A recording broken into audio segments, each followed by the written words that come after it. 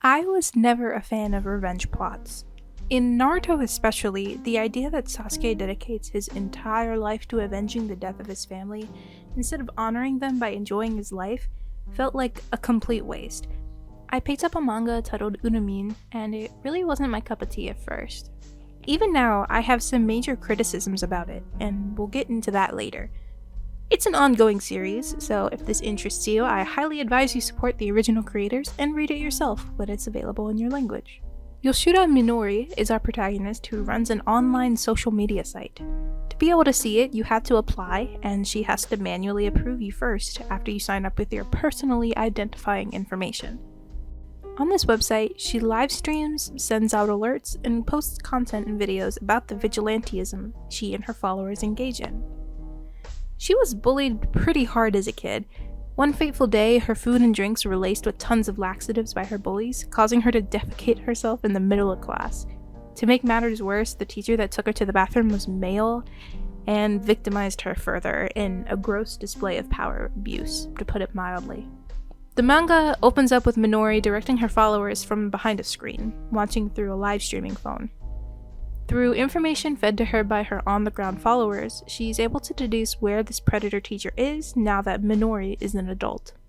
Her followers, at her direction, beat the crap out of him and castrate him. It's here that the premise is given to us in the first chapter. Minori is a sort of mastermind, directing her large abundance of followers, who she calls her family, from behind the screen and takes actions against predators and abusers. Her followers film it, and she edits them before posting it onto her site for the rest of her family to view. Congrats to Minori for getting 3 million followers, by the way. After the followers attack the teacher, she does the same quote-unquote prank to her lead bully in high school. One of her followers spike her bully's drink as she's out with Sone, a man that Uramin seems to have a crush on, and one of the only people who defended her as she got bullied. The bully shits herself when she's pushed out of a train, and a video of it goes viral at her university. Revenge taken, on to the next target, right? End of chapter 2.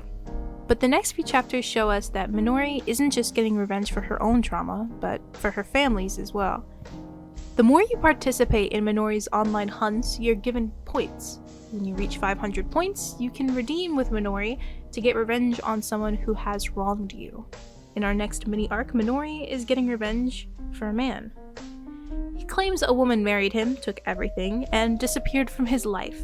But what we soon discover is that this man is a big, fat, stinky liar who is yet another.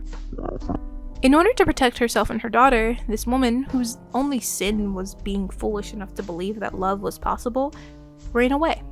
And this man wants to use Uramin and her followers to track her down for his own sick and personal gains. I won't spoil how this mini-arc ends, but there's one scene of extreme SV that I absolutely despise that happens to Minori. Minori has a recurring line, "How many more times must I die?" She takes the self-shitting scenario her first death, and since then she's died a few additional times, another of them being when her father began to sell her body to strangers for money. And in this arc, for seemingly no reason other than to punish Minori, the author decides to, quote-unquote, kill her again. It's strange. It serves little purpose to the plot other than adding a rape of Minori that gets leaked online. Nothing comes from this other than Minori being sad for a little and revealing her face to her online family. The portrayal of Minori is extremely unrealistic. After everything she's been through, this level of awareness and level-headedness immediately after extreme trauma seems like nothing other than torture for the audience and the author.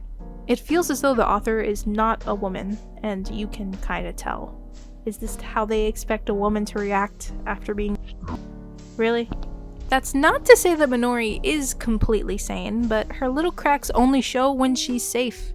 For instance, when she's safe in her room and not in a conflict, she'll hallucinate her VTuber model talking to her. After the rapist leaves, she panics for a few seconds before suddenly gaining awareness and continuing to attempt to protect the single mother and her child. How convenient. The thing is, mental illness doesn't just manifest when it's convenient in real life. The idea of a vigilante group that operates online is pretty cool. You have no idea where someone's eyes might be watching. But the thing is, I think the manga would be even better if Minori wasn't our stand-in. Minori's story is way too gruesome to be an audience surrogate. Not only do I think it'd be more interesting, it would be more authentic. What do y'all think? Be sure to let me know in the comments, and again, check out this manga when you have a chance. Thanks for watching, recommend me more manga in the comments, and don't forget to subscribe for more dissections of media.